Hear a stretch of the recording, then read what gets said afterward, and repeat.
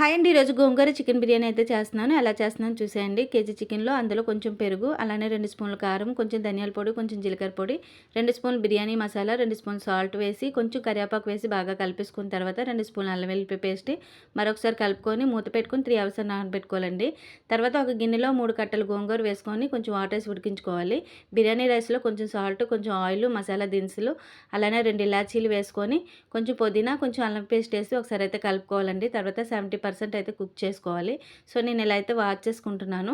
తర్వాత స్టవ్ మీద కళాయి పెట్టుకొని నెయ్యి అండ్ ఆయిల్ వేసుకొని ఆనియన్స్, పచ్చిమిర్చి వేసుకొని ఒకసారి ఫ్రై చేసుకోవాలి. తర్వాత 3 టమాటాలు వేసుకొని మగ్గించుకున్న తర్వాత చికెన్ వేసుకొని అందులో గోంగూర పేస్ట్ వేసుకొని జీడిపప్పు, కొబ్బరి పేస్టు, కొంచెం కారం మళ్ళీ వేసుకొని ఫ్రై చేసుకోవాలండి. మూత పెట్టుకొని బాగా మగ్గించుకోవాలి. సో, ఫైనల్‌గా కొత్తిమీర వేసుకొని పక్కన పెట్టేసుకోవాలి. స్టవ్ మీద కళాయి పెట్టుకొని అందులో కొంచెం నెయ్యి వేసి కొంచెం చికెన్ వేసి పైన లేయర్‌గా అయితే మనం రైస్, చికెన్ వేసుకొని మూత పెట్టుకొని